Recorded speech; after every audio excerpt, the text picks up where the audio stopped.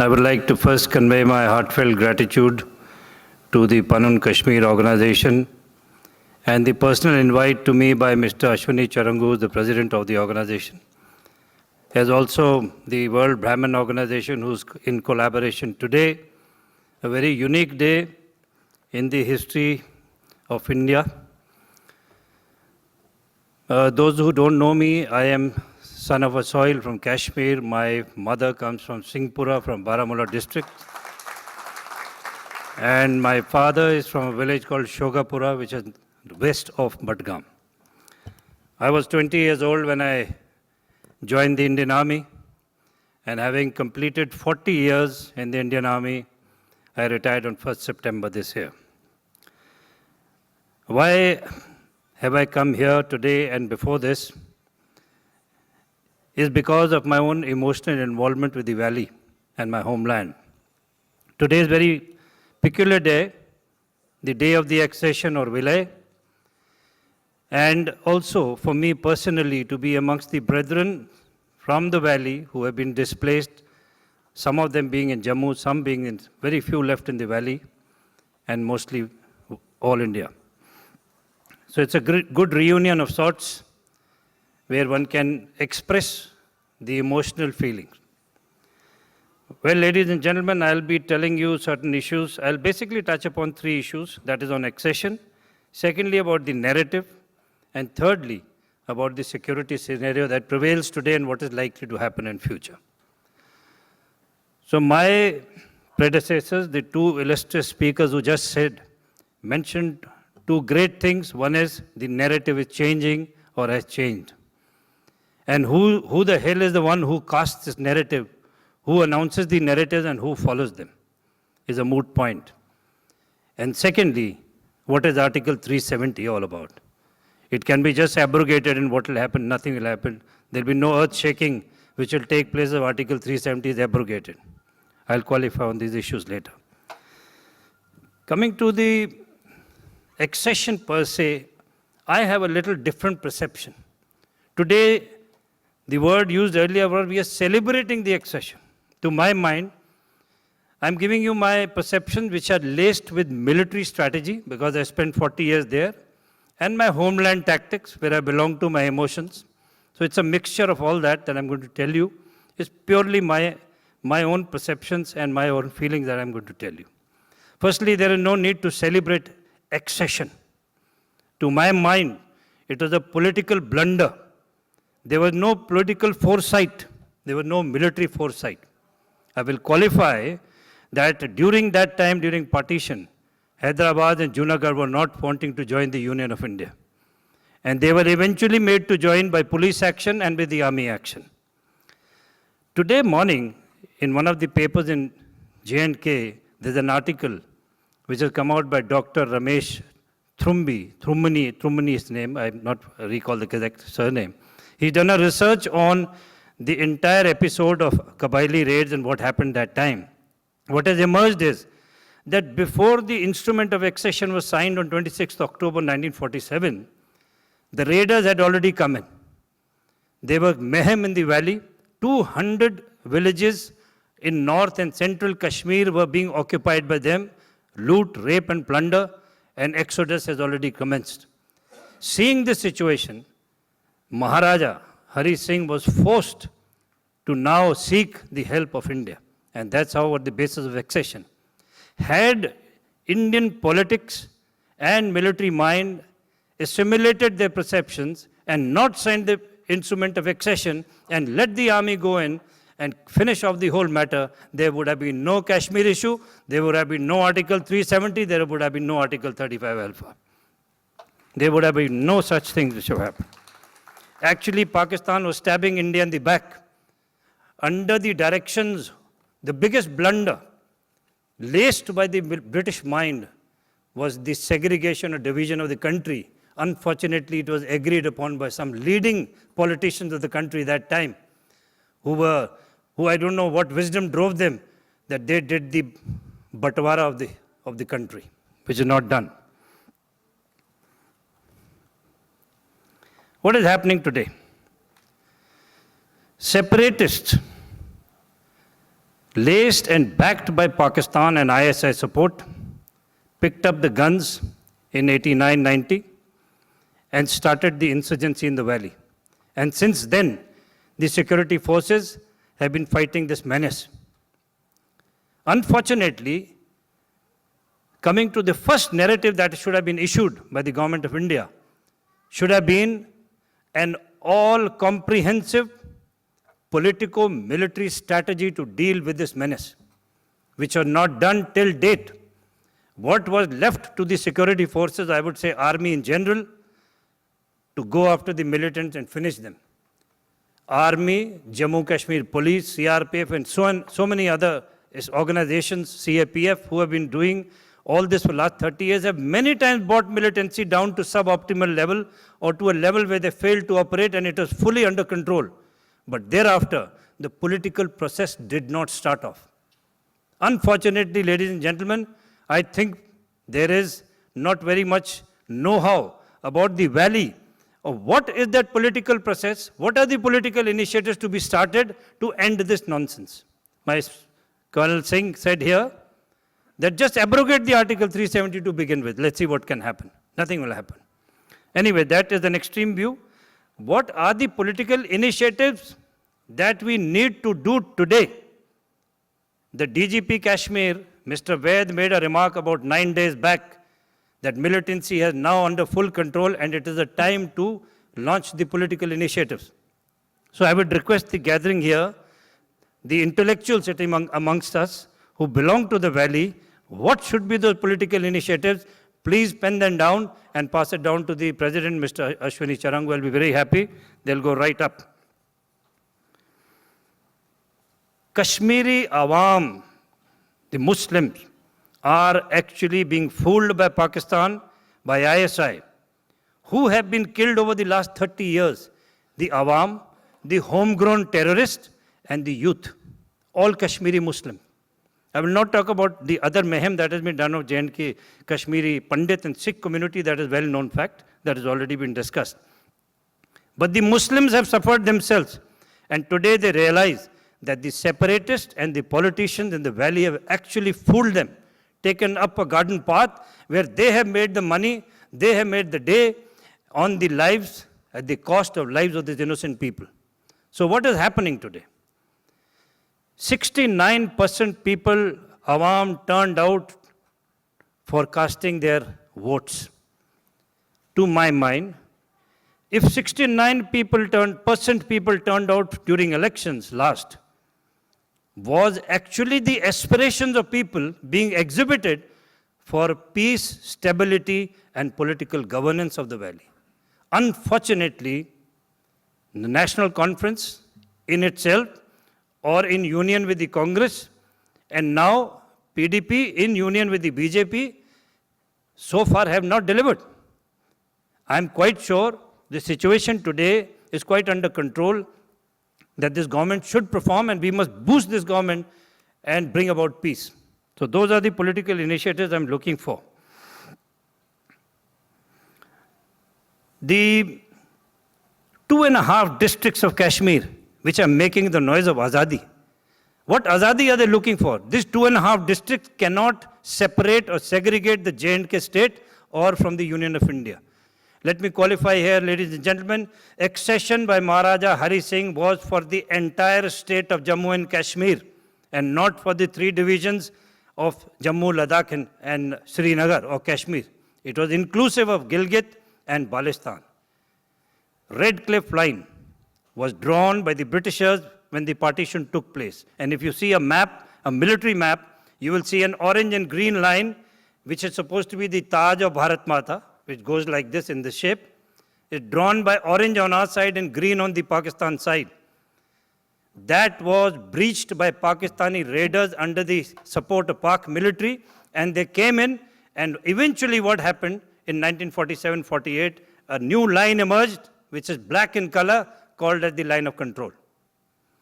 So everything that was lying north of this and west of this line of control till the Red Cliff Line became the Pakistan-occupied Kashmir. It's a small funnel which starts from north of Chenab, goes up right up to Haji Pir, crosses the Pir Panjal, goes up to Keren, and then turns east right up to Gurez, Machal, and beyond.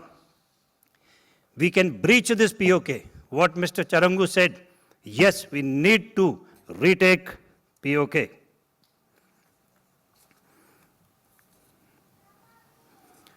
We need to bring about peace and re-establish that heaven on earth in the Kashmir Valley. Unfortunately, the militancy was not dealt with iron hand. What happened in Punjab was dealt with an iron hand. If the Punjab militancy or the Khalistani movement could be broken, this could have been easily broken. But to my mind, this has not been broken because of two main reasons. One was lack of political will. No government, leading party, whoever was in power, the two major parties of India, did not want to touch this issue of Kashmir because it had so many implications world over.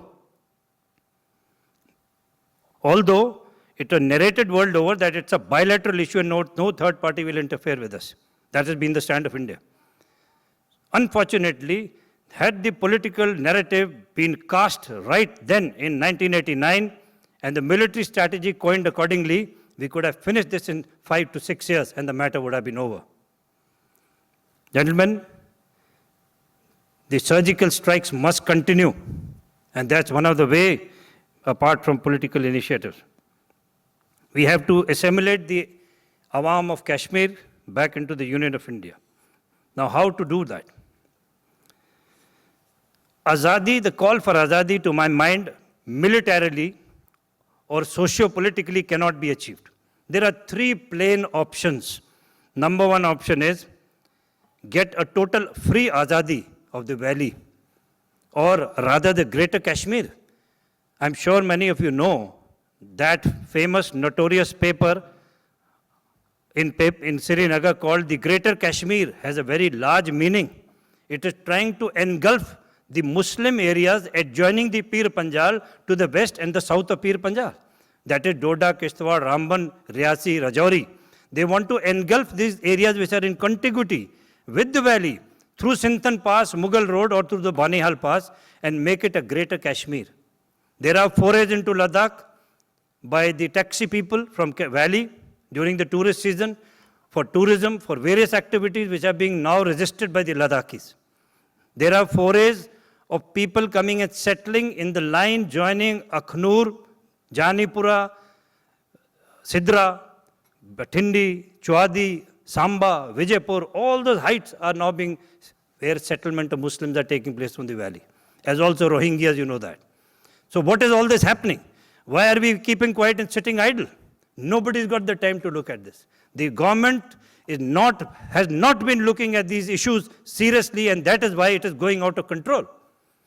So today the time has come where the government has now understood Pakistan's narrative has been exposed.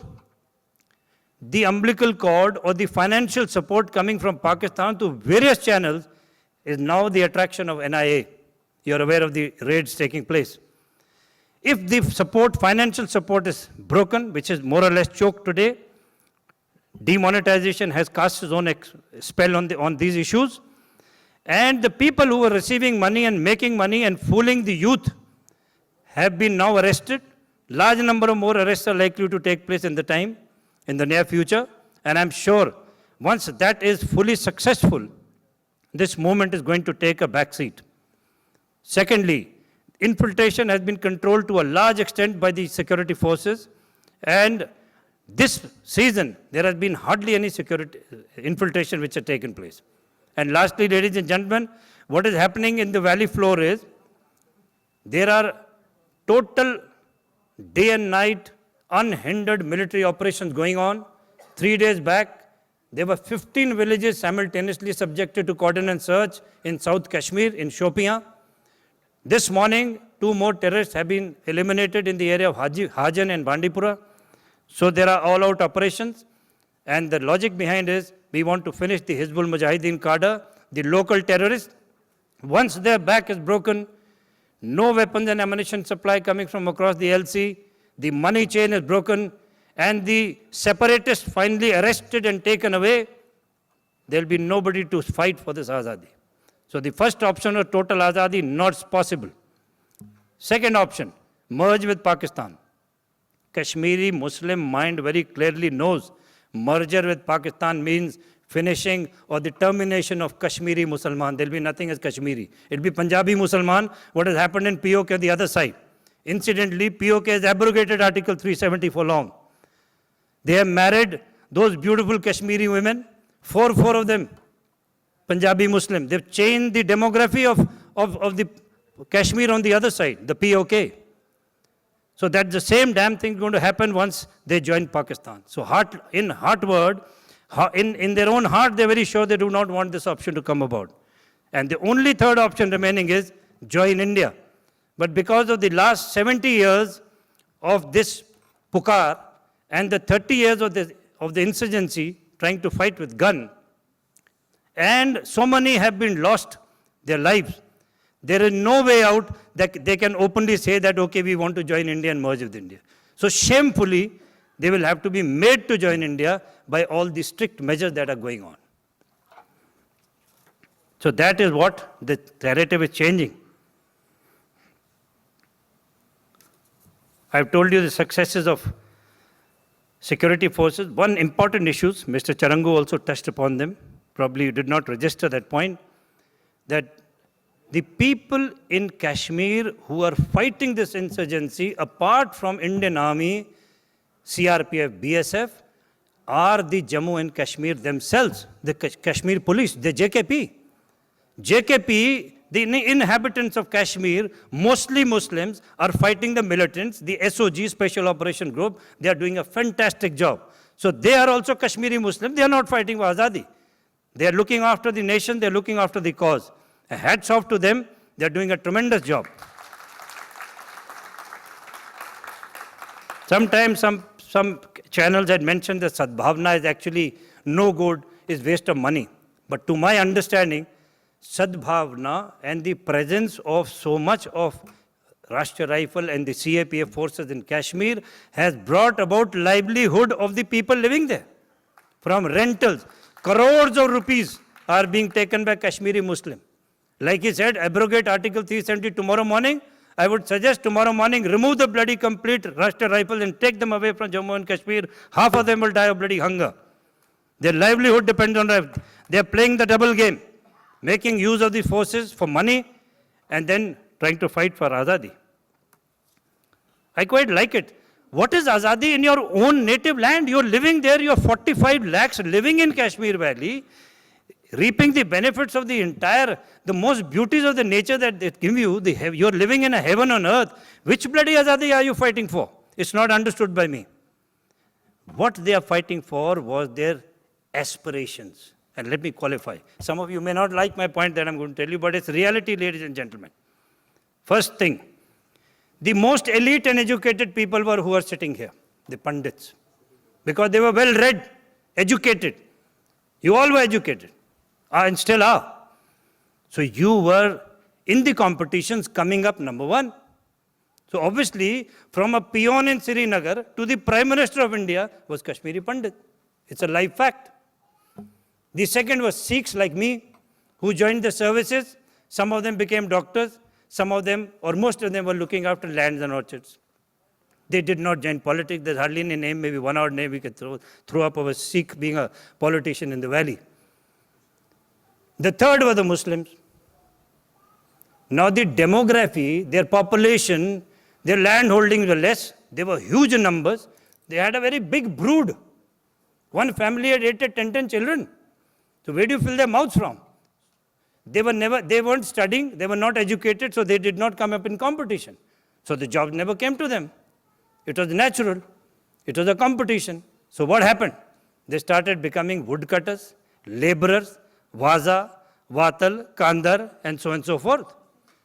Yes, they were subjected to these minority tasks by nature and by their own limitations of not going in for education.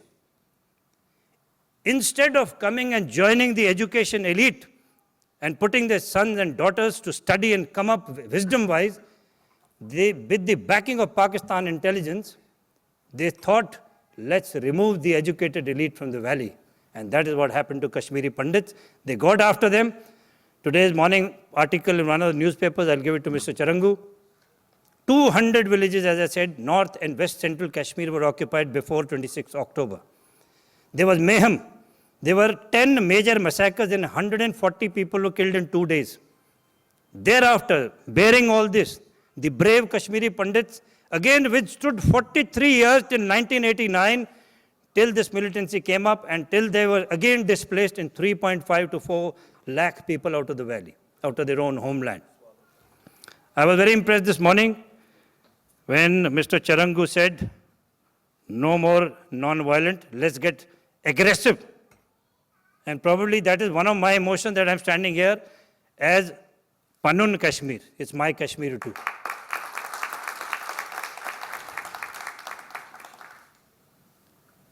There are 5-6 things you must understand about security scenario, which prevails in the valley today. Number one, freedom of movement. From one place, from a village to a town, from a village to a village, in your car, in your bus, on your whatever mode of conveyance, it should be free of ID threat. It should be free of no attack or firing on you when you go en route. Those days have gone. From 89 onwards, today North Kashmir is by and large peaceful. The areas of Poonch, Rajouri, Doda, Kishtwar, Batot are all peaceful. There is no militancy. So I have recommended in writing, and I'll continue to do that to the army headquarters and the national security agencies, stop road opening in these areas, continue to have these things in South Kashmir. Today, South Kashmir, just 3 districts are the hot belt. And that is because of one very important factor. And that is the local Tanzim, Hizbul Mujahideen. Now what is happening? Burhan Wani and his gang and other such gangs, Zakir Musa and whatever, Karate and all these people, are trying to now fight the last desperate battle. They are the last bastions of militancy remaining in Valley. We are going to choke them. We are going to choke their throats. We choke their arms and weapon supply systems and their financial systems. And in this choke, there are 2 more throats to be caught. One is the overground worker, OGW, and second is the separatists or the Hurriyat, who are the brainchild of joining Pakistan, who openly say that India is not mine, I want to become Pakistan. So pick him up and throw him in Pakistan. Give him a free passport. Okay. So freedom of movement. Second, counter-insurgency grid. We have recommended reduce army grids camps in North Kashmir from April, March 2018 onward. Let us start reeling back. Let us concentrate on anti-infiltration grids, 2-3 of them, and have the South Kashmir as a hotbed of militancy till the Hizbul Mujahideen's back is broken. Jamaat-e-Islami and Maulvis, Deobandi Maulvis, who are preaching radicalism, fundamentalism, are actually fighting a losing battle.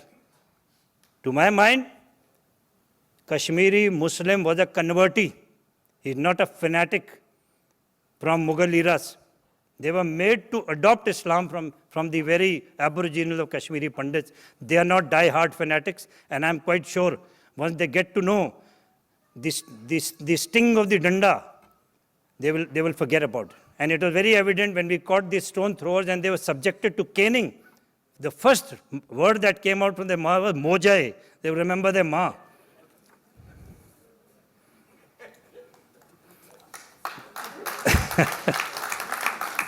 Bharat तुम्हारी माँ है, कौन सी माँ को बुला रहे हो? Our endeavor is, in security scenario, the schools and colleges must function every day. The block development officers must be given money, not in Kashmir Valley, entire J&K. I am recommending that in 2018, the Deepavali should be a bonanza Deepavali of India, especially for Jammu and Kashmir. And I will recommend our Honorable Prime Minister to go to Valley that day and announce a massive bonanza for all divisions of Jammu and Kashmir for infrastructure development, as also take this August gathering the community of Kashmiri Pundits along with him and make sure there are arrangements made for them to return to their homeland, which is possible. Gentlemen, I was commanding a very large formation. I will not name it. But I want to point out one thing. the task and job of that formation was not in India. Its job was after crossing the international border into Pakistan terrain. That was my task. And with that grilling, I was commanding about 120,000 troops. I had 5 divisions under me. And my mind was very clear that nothing is impossible. When you have such a massive force, the political will and the military will, you can achieve anything, nothing is impossible. The mission should be very clear.